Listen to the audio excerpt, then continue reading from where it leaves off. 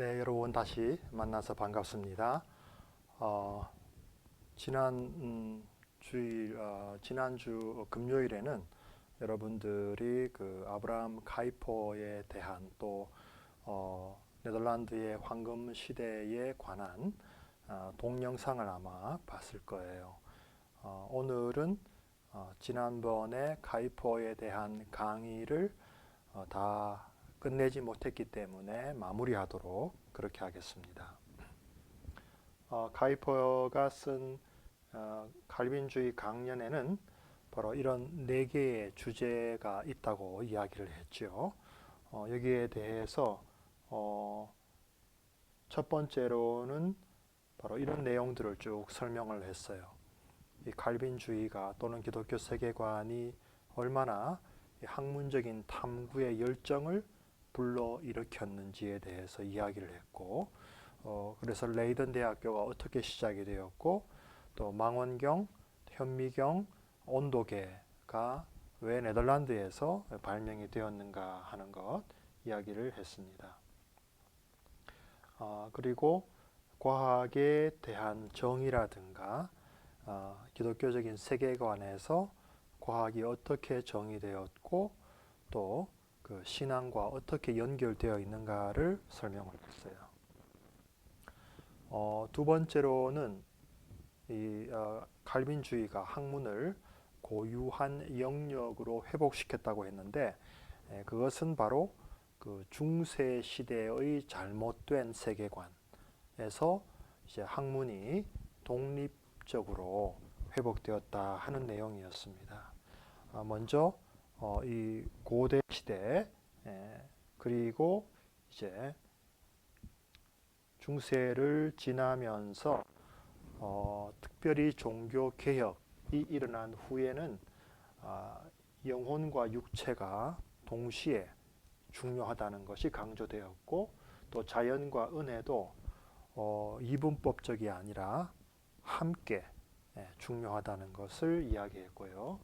또 그리스도는 이 구세주인 동시에 우주의 머리이시고 학문의 주인이시다 하는 것과 또 하나님께서도 전능하신 아버지인 동시에 하늘과 땅을 만드신 분이기 때문에 우리가 학문을 하는 것도 하나님을 더 깊이 알아가는 하나의 과정이라는 것 이야기를 했어요.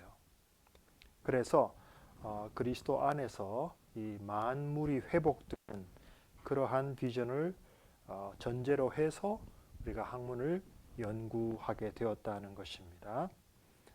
그래서 뭐 이런 내용들도 쭉 이야기를 했는데 조금 더 설명을 하면은 지금 이 지구촌은 그 코로나 19 때문에 전 세계가 많은 어려움을 겪고 있지만 이 특별히 16세기에는 이 흑사병이라고 하는 이 페스트라고 하는 전염병이 유럽을 거의 휩쓸어 버렸죠. 그래서 유럽 인구의 거의 3분의 1이 사망하는 아주 큰 재앙이 있었어요. 그때 스위스 제네바의 깔뱅이 종교 개혁을 하고 있었을 텐데 그 어려운 전염병이 이 스위스에 왔을 때 깔뱅이 그냥 기도만 하고 있지 않았어요. 물론 그 아픈 사람들을 위한 영적인 목회, 돌봄의 서비스도 했지만 동시에 그 제네바 시의회와 함께 특별히 이 격리 조치를 취합니다. 지금도 우리가 격리가 중요한 것처럼 그 당시에도 의학이 지금처럼 발전되지 않았기 때문에 전염병에 대한 최선의 대처 방법은 격리시키는 거예요. 그래서 제네바에도 그런 여러 가지 위생 조치를 취하는 것을 볼 수가 있어요. 그 외에도 그 당시에는 이 하수구 시설이 제대로 되어 있지 않았기 때문에요. 사람들이 그냥 2층, 3층 위에서 그냥 오물을 막 그냥 거리에 버리기도 했고요. 그래서 굉장히 그 거리가 위생적으로 문제가 많이 있었어요. 그런 거에 대해서 깔뱅은 시의회와 함께 법을 정하는데 절대로 그렇게 못 버리게 했어요. 오물을 함부로 길에 못 버리게 하는 등 이런 여러 가지 조치를 통해서 실제적인 어프로치도 많이 했다는 것입니다. 그 다음에 또 중요한 한 사람이 있는데 이 사람이 이제 피터 플란시우스라는 분인데 이분은 두 개의 직업을 갖고 있었어요. 한편으로는 이제 교회에서 목회를 하는 목사님이시기도 했지만 그 다음에는 이 배의 선주이기도 했어요. 배를 여러 척 가지고 있었고 또 항해하는 선장이기도 했습니다. 자, 이런 두 가지 직업을 통해서 이분은 하나님을 더 깊이 알아가는 하나의 방편으로 삼았는데 목회자로서는 이제 성경을 열심히 공부해서 그것을 가르치고 또 본인도 하나님을 더 깊이 알아가는 그런 하나의 방법이 있었고 그 다음에는 이분은 이제 배를 만들고 항해를 하면서 이 바다를 어떻게 하면 더 잘 이용할 수 있는지 어떻게 항해를 하면 풍랑을 만나지 않고 아주 효과적으로 항해할 수 있는가 이런 것들도 연구하는 거예요. 그래서 그런 항해술을 발전시키면서도 그것이 곧 하나님께서 만드신 우주의 법칙들, 이 자연의 모든 법칙들을 더 이해하고 더 잘 다스리는 그런 좋은 모델이었다 하고 하는 것입니다.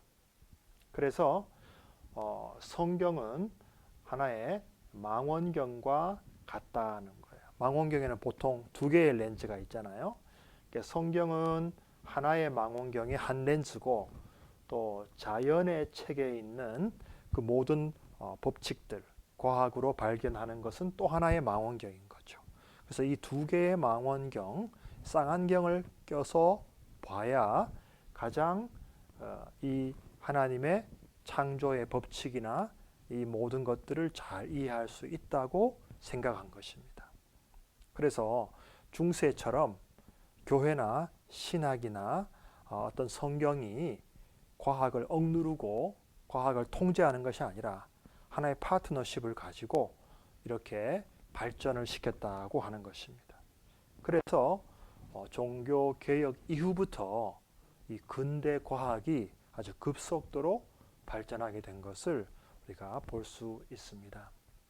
더 나아가서 깔뱅이 말했던 이 일반 은총론, 제가 카이퍼 설명하면서도 이야기했었죠. 이것이 카이퍼에 의해서 시작된 것이 아니라 이미 깔뱅이에 의해서 시작이 되었는데 이제 카이퍼는 그것을 더 발전시킨 거죠. 근데 이 일반 은총이라고 하는 것은 인간이 타락한 이후에도 그 하나님의 은총이 이 모든 세상 가운데 있다는 거예요. 그래서 인간은 분명히 전적으로 타락했지만 아직도 이 세상에는 모든 인간들에게 양심이 있고 또 하나님을 알지 못하는 사람들에게도 덕성이라는 게 있다는 것입니다. 이런 것들은 우리가 하나님의 보편적인 은총으로 우리가 감사하게 받을 수 있다고 하는 거예요. 이제 더 나아가서 이 죄가 우주적인 영향을 미쳐서 모든 만물이 신음하고 또 뒤틀려 있지만 그럼에도 불구하고 완전히 없어지지 않았다는 거죠. 자, 사람이 타락했는데 갑자기 뭐 해가 없어진다든지 뭐 공기가 없다든지 이런 건 아니라는 거예요. 계속해서 하늘에 해와 달과 별들이 있고 또 사계절이 아름답게 있고 또 지금처럼 봄이 되면 아름다운 꽃들이 핀단 말이죠. 이런 것들은 하나님의 일반 은총으로서 믿는 사람이든 또 하나님을 잘 알지 못하는 모든 사람들이 다 함께 누릴 수 있는 그런 축복이다 이렇게 말할 수가 있어요. 자, 그러니까 여기서 나오는 것은 뭐냐 하면은 이 하나님의 은혜는 이 죄보다 더 강하다, 더 포괄적이고 이 죄가 이 은혜마저 없앨 수는 없기 때문에 이방인들이 믿지 않는 사람들도 하나님의 이 일반 은총 안에서 좋은 학문, 과학적 공헌을 할 수가 있고 그것을 우리가 받아들이는 데는 아무 문제가 없다 하는 것입니다.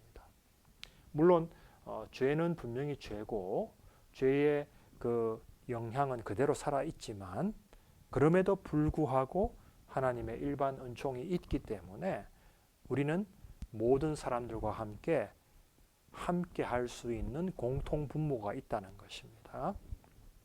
이런 일반 은총론이 발전했기 때문에 네덜란드에는요, 하나님을 믿지 않는 사람들도 많이 있었어요. 근데 그 사람들도 네덜란드 사람들은 관용해 줘요. 가령 뭐 데카르트 같은 사람도 있었고 또 유대인으로서의 스피노자, 범신론을 주장했던 이런 사람들도 다 네덜란드에 와서 피난처를 찾게 돼요. 그런 사람들은 물론 크리스찬이 아니었고 다른 사상을 갖고 있었지만 네덜란드에서만 그 사람들이 학문적인 자유라든가 어떤 정치적인 그런 망명을 허용을 받았어요. 일반 은총이 있기 때문에 상당히 관용적이라는 것이죠. 지금도 네덜란드에 가면 크리스찬들도 있지만 물론 난 크리스찬들도 있고 또 무슬림들도 많이 있고요. 다양한 그룹들이 있어요. 서로 관용하고 존중을 해줘요. 이러한 분위기 속에서 누구든지 열심히 노력하면 거기에 해당하는 어떤 결과물을 내고 그것은 인정받는 것이죠. 바로 이런 일반 은총이라고 하는 분위기가 있었기 때문에 네덜란드는 그 당시 유럽에서 가장 톨러런트한 나라였고 그래서 자기 나라에서 살 수 없는 아주 탁월한 학자들이 다 네덜란드로 모여들었고 그 덕분에 네덜란드는 과학이나 또 뭐 예술이나 또 철학이나 이런 모든 부분에서 아주 좋은 인재들이 몰려들어서 그걸 꽃피울 수가 있다는 것입니다. 이것이 매우 중요하죠. 자, 이제 세 번째로 넘어가면요. 학문을 비자연적인 속박에서 구원했다 하는 것입니다. 이것은 무슨 뜻인가? 이것은 두 번째하고 또 비슷한데요. 자, 두 번째는 중세 시대에서 이제 근대로 넘어오면서 이제 학문이 독립을 하게 되는데 이것도 마찬가지예요. 학문의 자유를 보장해 주었다는 뜻입니다. 비자연적 속박, 여기에서 자유를 보장해 주면서 이 자유는 마치 우리가 숨쉬는 공기와 같다는 것입니다. 그래서 여기서 자유는 어떤 방종을 뜻하는 것은 아니에요. 또 무법을 뜻하는 것도 아니에요. 모든 잘못된 속박, 비자연적인 그런 속박에서 벗어나는 것인데 가령 여기에 보시면 몸과 영혼, 몸은 국가의 영역이고 황제의 영역이라면 영혼은 교회와 교황의 영역으로 이렇게 나누어져 있었어요. 이것이 앞에서 말했던 어떤 중세 시대적 세계관인데 그때까지만 해도 학문이나 대학은 독립된 기관이나 영역이 아니었어요. 그러나 이제 이 종교 개혁 이후부터 이제 칼빈주의가 등장하면서부터 대학이 독립되기 시작합니다. 그래서 물론 가장 오래된 대학은 중세 시대에도 있었지만 특별히 종교 개혁 이후부터 지금 우리가 알고 있는 대표적인 대학들이 세워지게 돼요. 이것이 하나의 제3의 기관으로서 물론 르네상스의 영향도 있지만 또 레포메이션의 영향도 있는 것입니다. 자, 르네상스의 영향을 받은 대학들은 좀 더 세속화되고 인본주의적인 대학이라고 한다면 또 종교 개혁의 영향을 받았던 그 라이든 대학 같은 데서는 좀 더 기독교적인 그런 대학입니다. 그렇게 하면서 이제 점점 과학이 독립화되기 시작합니다. 이게 바로 중세 시대의 모습이라고 할 수 있죠. 교황과 황제도 대학을 통제하려고 했어요. 특별히 이것은 18세기까지도 네덜란드에서 황제가 있었기 때문에 그런 상황에 대해서 아브라함 카이퍼는 이 자유대학, 즉 교회와 국가의 간섭으로부터 자유로운 대학이라는 뜻으로 암스테르담에 기독교 대학인 자유대학을 세우게 된 것입니다. 그래서 이런 속박이 결국은 이 종교 개혁에 의해서 결정적으로 풀려나게 되고 이제 속박에서 벗어나게 됩니다. 그래서 근대로 들어오면서 이제 제일 큰 세계의 인스티튜트, 제도적인 기관이라고 한다면 먼저 교회가 있었고 그 다음에 국가, 그 다음에 대학, 이렇게 다른 영역이 등장하게 되죠. 물론 그 외에도 뭐 기업이라든지 이런 경제 분야도 이제 서서히 개입하게 되는 것을 볼 수 있어요. 우리는 지금 이제 학문 분야만 이야기하니까 계속해서 세 번째 내용을 쭉 보면요. 이론적으로는 일반 은총 영역을 발견함으로 바로 이러한 것들이 더 쉽게 설명이 되었다 하는 것입니다. 그래서 가령 앞에서 말한 것처럼 이 르네 데카르트 같은 철학자는 원래 프랑스 사람이었어요. 근데 프랑스는 그 당시에 아주 강력한 가톨릭 국가였기 때문에 개신교도들이나 이런 데카르트 같은 이상한 사상을 갖고 있는 사람들은 프랑스에 있을 수가 없었어요. 그래서 많은 개신교도들 한 20만 명이 그 당시에 해외로 빠져나갑니다. 물론 나가지 못한 사람들도 있었는데 그 사람들은 저 프랑스 남쪽에 가면 쉐벤느라고 하는 아주 험한 산악 지역이 있는데 거기 다 숨어 살았어요. 데카르트 같은 사람은 네덜란드가 아주 관용적이라는 것을 알고 네덜란드에 와서 자유롭게 학문 활동을 했다는 것이고요. 그 다음에 카이퍼가 말했던 문화 명령이 소개되면서 더욱더 학문의 발전이 가속화됩니다. 그래서 우리가 기독교 세계관으로 봤을 때 이 땅에 뭐 땅이나 바다나 자연이나 이런 하나님의 모든 피조물들을 다스리기 위해서는 우리가 바로 알아야 된다. 따라서 학문이 필요하다는 것을 강조하게 된 것입니다. 그래서 사실 네덜란드는 17세기에는 유럽 아니 세계 전체에서도 가장 훌륭한 학자들이 나타나게 돼요. 인문 사회과학뿐만 아니라 자연과학 분야에서도 가장 탁월한 과학자들이 네덜란드에서 나와요. 그 다음에 이제 세계에 제패하게 된 영국이 이제 대영 제국을 이루면서 그 다음에 이제 영국에서도 많은 과학자들이 등장하게 되는 것을 볼 수가 있는 것입니다. 자, 이제 마지막 네 번째인데요. 잠깐 쉬었다가 하도록 하겠습니다.